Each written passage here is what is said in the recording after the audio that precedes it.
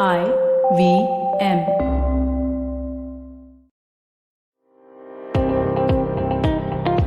Welcome to All Things Policy, a daily podcast supported by Pragati, a flagship media initiative of the Takshashila Institution. We're a bunch of policy nerds based in Bengaluru, and we like to bring a fresh perspective to Indian affairs and an Indian perspective to global affairs. So grab a cup of coffee, sit back, and join us for today's chat. Welcome to another episode of All Things Policy. Today, I, Aarthi, and my colleague Megha are going to be discussing the just war theory. This is an extremely important and relevant topic of international relations because it defines the ethical justifications of war. So over the next half an hour or so, we are going to define what the just war theory is, the elements of the theory, the purpose of the theory, and also the criticisms of it.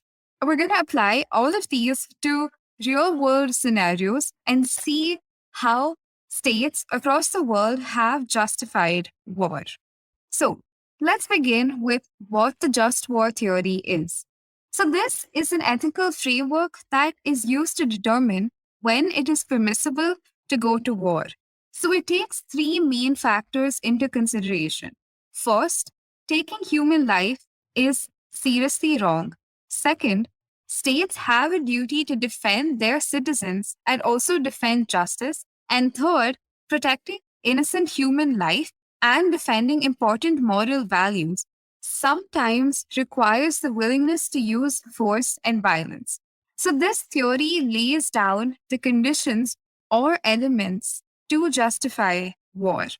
Hi, Aarthi. First of all, thanks for inviting me. So, your explanation of just war theory is quite succinct. But I was just wondering, what were these elements? Can you elaborate a little more on these elements of just war theory? Yeah, absolutely. So there are two main elements that we take into consideration for this just war theory, and they're both Latin terms. So please do excuse my pronunciation if I do say it wrong. The first one is called jus ad bellum, and the second one is called jus in bello. So let's dive into this a little deeper. So let's look at the first element. So this is the jus ad bellum, which basically defines the conditions under which the use of military force is justified. So it says, when is it ethically okay to resort to force, right? And so within this element, there are a couple of parameters that need to be taken into consideration. So the first one is it for a just cause, right? So this, when you're trying to answer this question, you need to see whether a country or state resorts to war as an act of self-defense, right? So is it a response to an extreme situation where the only thing that you can do is resort to war yourself just out of self-defense? So, Megha, I think that is a good place to start, right? So even before you go to war, you need to see whether or not, you need to see on what basis you're acting, right? I mean, if it is out of self-defense, I think it is pretty important that, countries can justify an act of war, right? What do you think? Yeah, so self-defense is one of the often quoted kind of cause to go to war.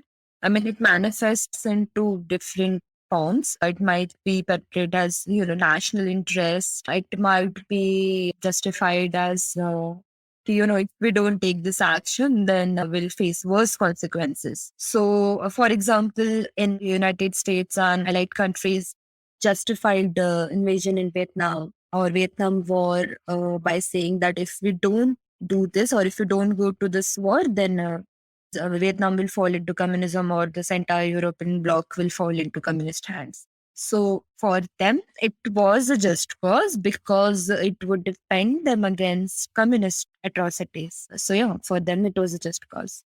Yeah, it's very interesting that you bring up Vietnam because it brings a good segue into our second point, which is it with the right intention? So this means that what is the motivation between political leaders or states to choose to go to war, right? So even for instance, the Vietnam War, right? Like you said, it was a fear of the Americans and the allies that they needed to go to war to protect other countries from falling to communism. But I don't think this was a just cause and it was done with the right intention, because I think their intention was self motivated and it was only for the purpose of ensuring that, there isn't, the communism is not spreading across the world, right? So I think it wasn't a good enough reason to go to war. What do you think? Yeah, that's one example. And there's also this thing, intentions. So here is the thing of perspective comes in. For you, it might be a right intention, but for another person, it might not be. Like, yeah, or for example, if you're misrepresented facts or you don't have all the facts, so how do you define intention then? Like, again, example would be this Iraq war where it was widely believed that Iraq has had weapons of mass destruction and chemical weapons. So the intention was to, neutralize those and hence the war. So accordingly, the intention was right. But what if there was another intention beyond what is actually given as justification? So intention again, it kind of, is a gray zone area. Yeah, that is very true. Like referring to intention as a gray zone is actually, one of the biggest reasons we even have such a theory, right? Because you need to ensure that whenever any state decides to go to war, you need to make sure that it's done under the right circumstances and it is justifiable, right? So, and I think this brings us to the next point, which is it from a legitimate authority, right? So, war can only be declared by leaders of a recognized political community. So, it does not make sense. Let's say there's a conflict between two states, right? It doesn't make sense for a third state to declare it as a state of emergency or a state of war. It like I think the best example that we can look at right now is the Russia-Ukraine conflict, right? So, of course, the entire world is watching, with anticipation to see what is going to happen next. But I don't believe it is any third party has the right to declare the situation as a state of war. Yes, they can all be on high alert, they can be prepared, but it is not for them to declare what the situation is. It calls for immediate action by the key actors that are involved. And based on that, I think, the rest of the world can decide on how to act, right? So, legitimate authority that needs to be clearly defined in such a scenario. Yeah, and things also get complicated when non-state actors are involved. Like, for example, even in current Donbas region, the authorities which are declared independence are, not recognized widely. Only, I think, Russia has given recognition to governments there. So, like, it becomes then complicated. Like, what if? So, we in the just war theory define that legitimate authority are generally states and leaders of a recognized political community. But if they're not recognized, then that does not by legitimate authority and hence not a legitimate ground for a war. But again, reality is a little different, and we'll discuss more on this later. But I just wanted to point out if there are non-state kind of actors are involved, then yeah, situation becomes entirely different.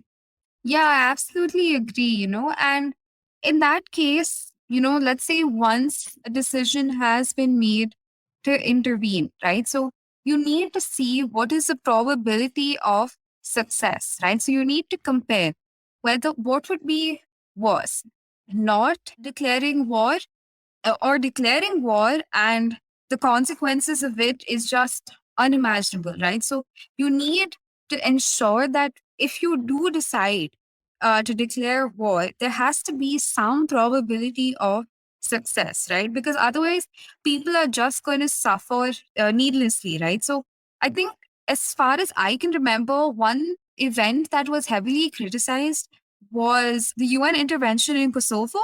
it was criticized because there was a lot of people believe that there was unnecessary collateral damage that could have easily been avoided, right? So it, of course, in that moment, you're trying to act with best interest, right? But you need to see what is the probability of success. Like, is it worth the number of lives that are going to be lost, right? So I think that's one thing that also needs to be considered when you want to justify war.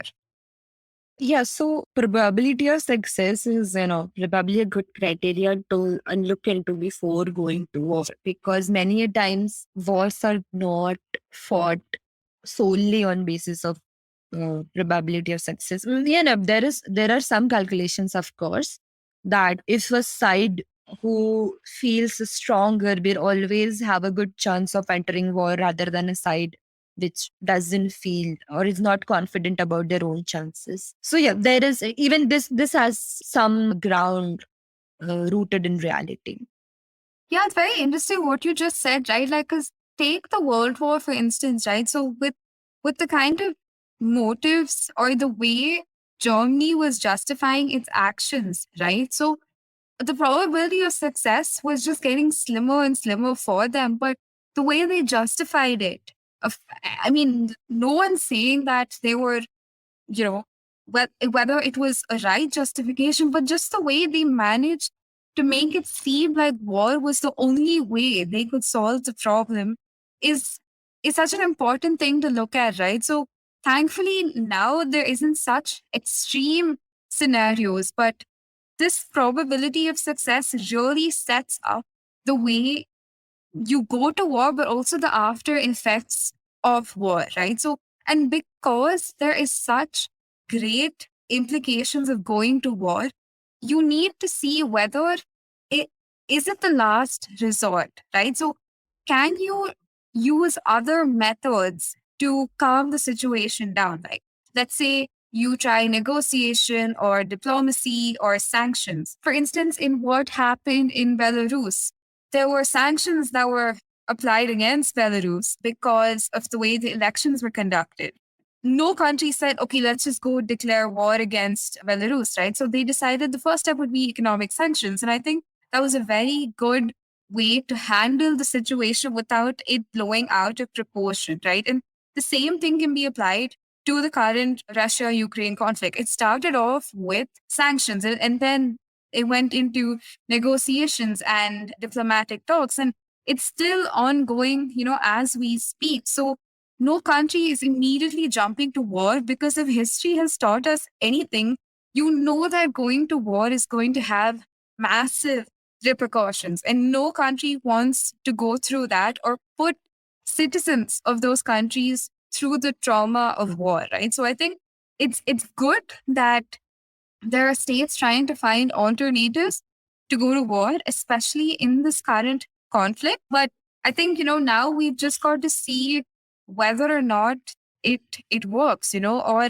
if it doesn't, are they going to go to war, right?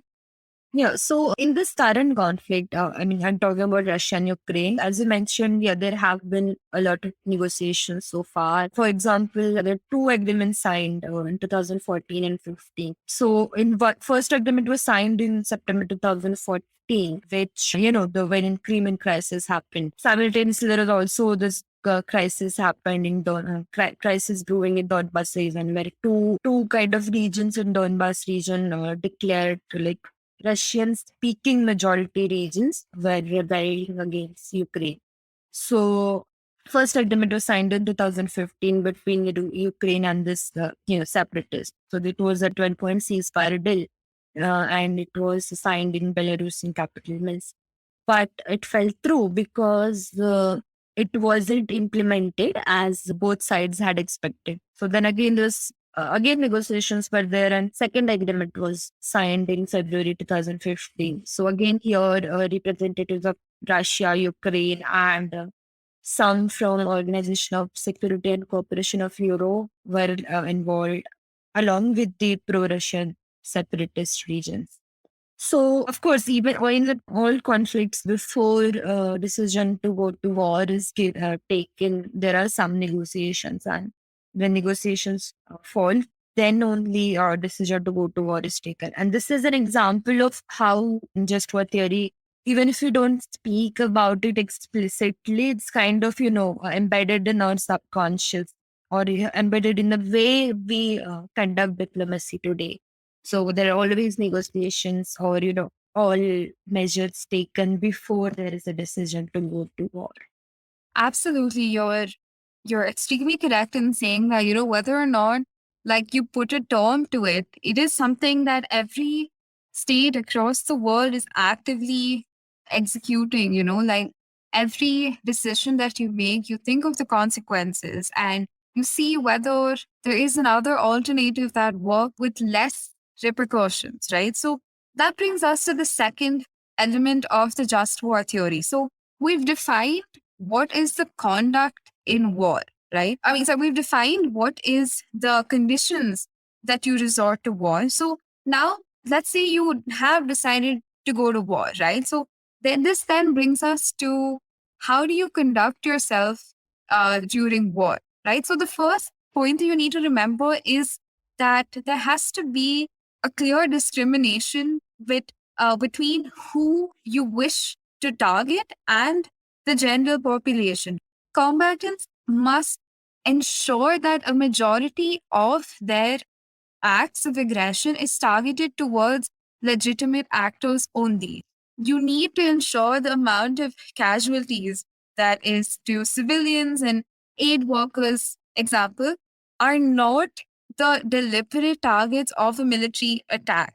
But sometimes there are theorists who argue that because of the principle of the double effect, military attacks occasionally have to kill civilians in order to achieve or attain that greater good. And this becomes extremely tricky, right? Because it is the fundamental ethical question that is posed, right? So you must be familiar with the trolley problem. Is it one life against five? And this is so tricky. Like, how do you justify something like this, right?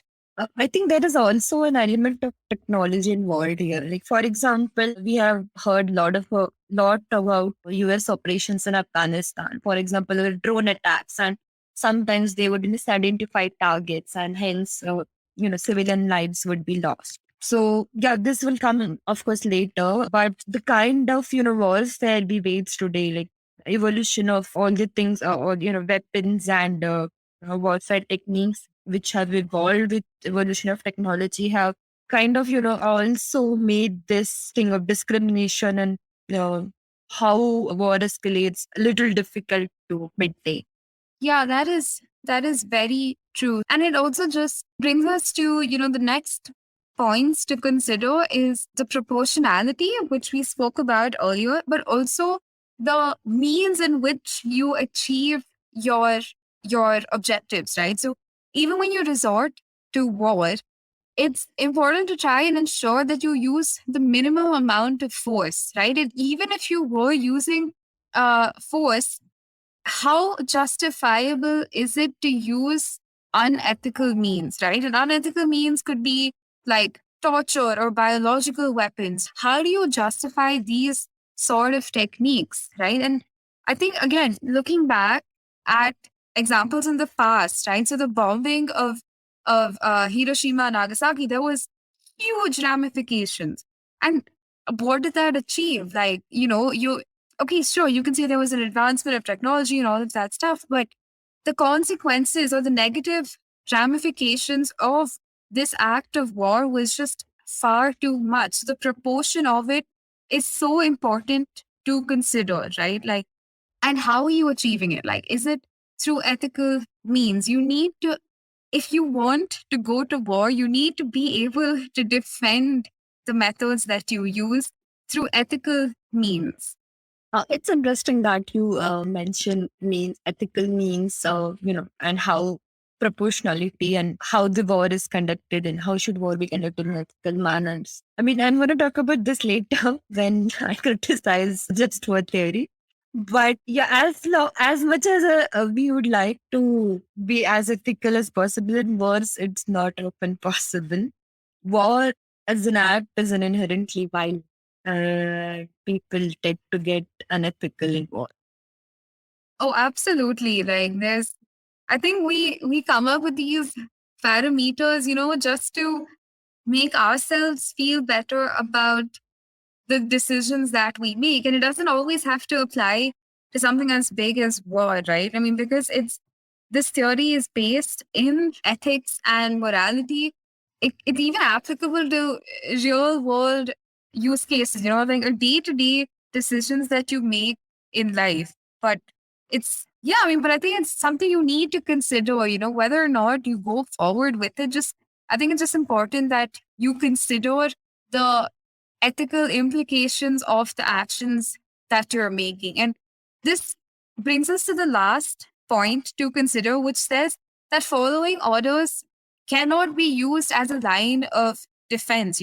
As a combatant, you cannot get away by saying that, oh, I was just following orders from, from someone above. That just isn't justifiable. If you know what you're doing is wrong, I think you should also take some responsibility for your actions and try to come up with another solution. But then again, it's easy to say this in theory, but when you're on the field, of course it is it is a whole other story. But it isn't okay to just say I was following orders as a line of defense for your behavior. Absolutely.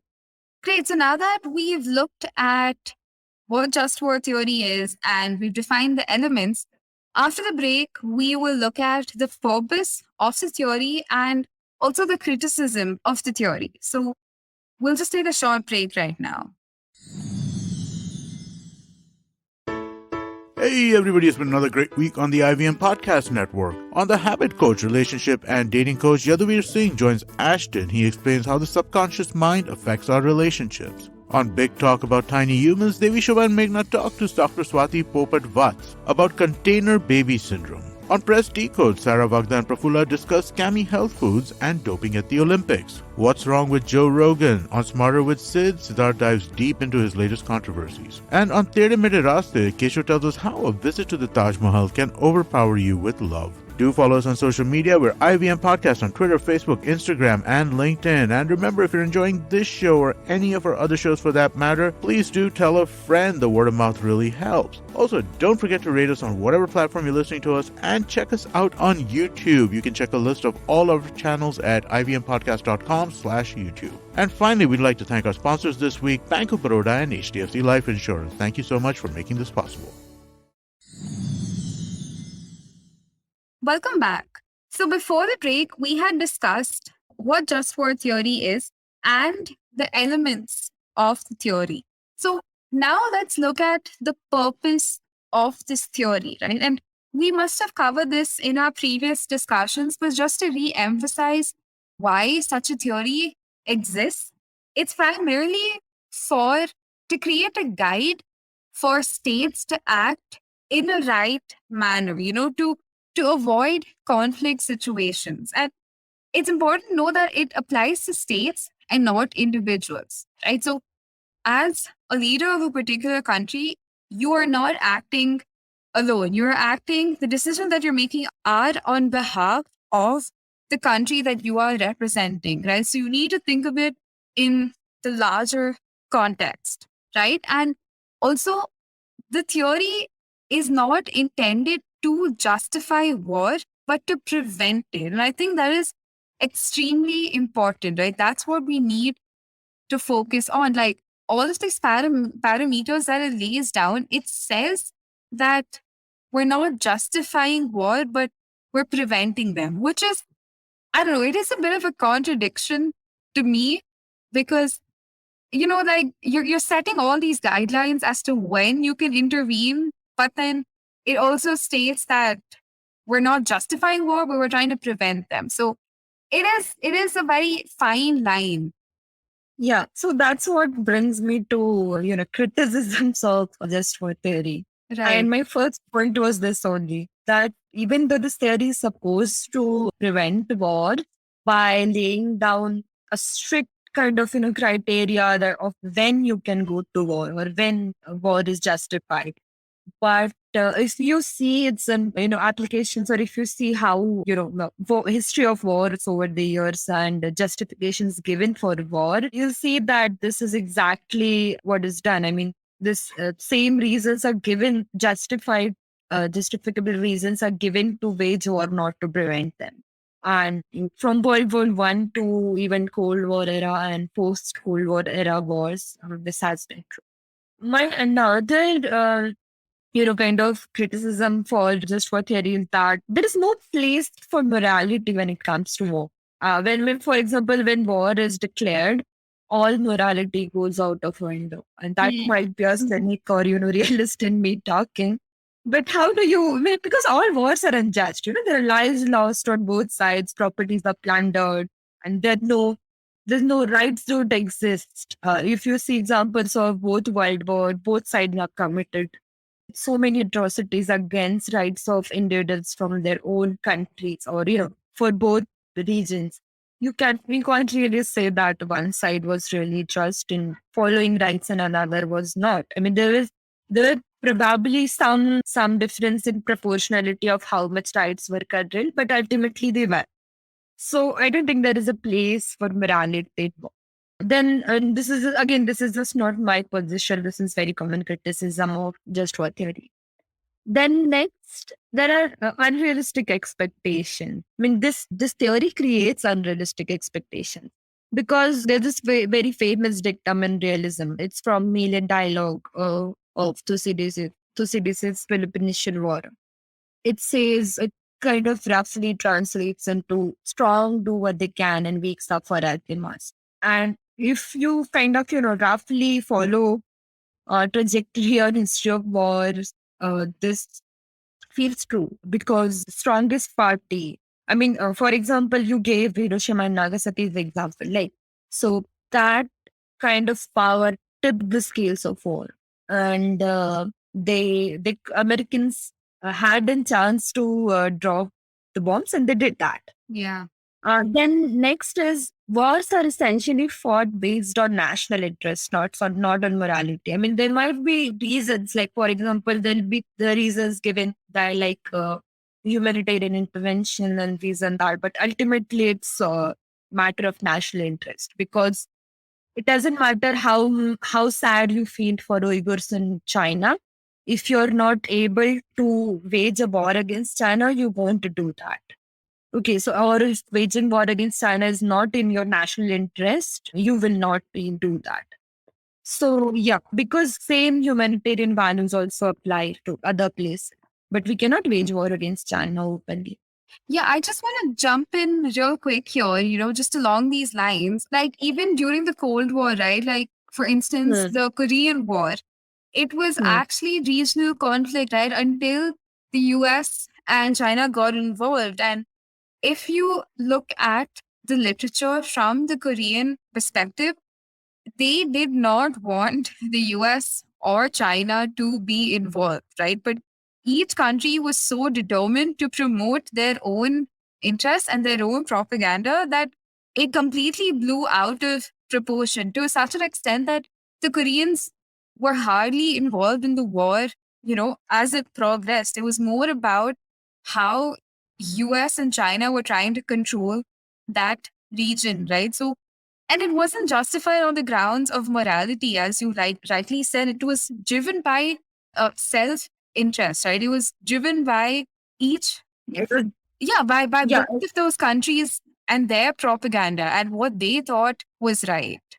Yeah, I was just going to say that. Even though in Korean War, as you said, so there was some involvement by Koreans because there were factions in Northern Korea and South Korea, which allied themselves with communist side and the US side. But yeah, ultimately it was starting of the long Cold War between two worlds. So my last point for criticism of just war theory is that nature of warfare is evolving, and it is, for example, we talked about non-state actors. So largely before end of Cold War, and I think before the emergence of this terrorism problem, actors were mainly state actors, but when non-state actors got involved, nature of warfare kind of evolved. And again, nature of warfare is evolving with technology.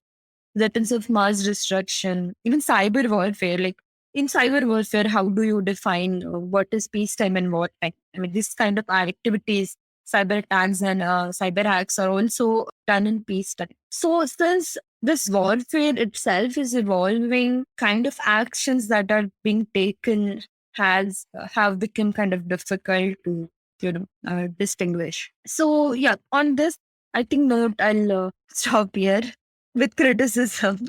Yeah, I think, it's definitely important to criticize these theories, So I think just to conclude, it's very difficult to put war and ethical justification in the same sentence because they seem like things on two opposite ends of the spectrum. But I think it's just there in theory to help states act in a way that's in the least worst outcome, right? If that makes sense. Like, if you do decide to go to war, make sure that the ramifications or the consequences of going to war is not as bad, or it just be aware of the actions that you make and the decisions that you make, right? And of course, it is easy to say in theory, but I think it's important to look at this as a guidebook for actors to make decisions in a certain way.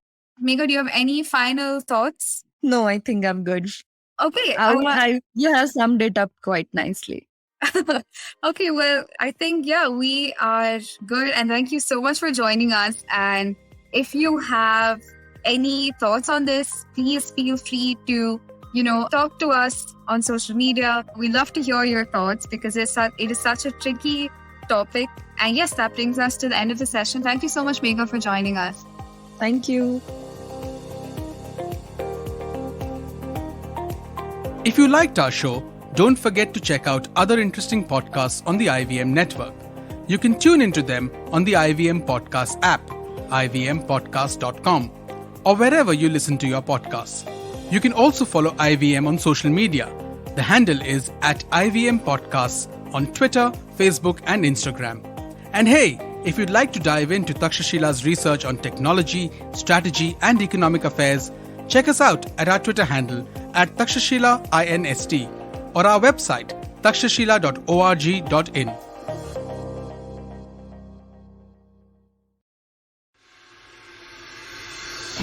If you're a cricket fan, check out Edges and Sledges, India's favorite cricket podcast. The podcast focuses on Indian cricket, the IPL, and has a ton of banter both on and off the field. We talk about the week's biggest cricket stories with current and ex-international cricketers, coaches, or sometimes just between us. And it's hosted by me, DJ. Me, Varun. And me, Ashwin. New episodes release every week. You can catch us on the IVM Podcast's website, app, or wherever you get your podcasts from. Check out the Edges and Sledges Cricket Podcast. Inflation, fiscal deficit, GDP, MSP, NPA, equity market वगैरह वगैरह। दोस्तों, हमने सारे शब्द TV या अखबार में जरूर देखे होंगे या फिर सुने होंगे, पर हम में से कितने लोग हैं जो ये जानते हैं कि इन सब का सीधा प्रभाव पड़ता है हमारी सैलरी पर, हमारे इंक्रीमेंट पर और कमबख्त हमारे खर्चों पर। दोस्तों, मेरा नाम है अभिनव त्रिवेदी और मैं बात कर रहा हूँ इक्का दुक्का इकोनॉमी पॉडकास्ट से, जहाँ पे इस तरह के इकोनॉमिक और फाइनेंशियल टर्म्स को मैं जोड़ूंगा सीधा आपकी जेब से।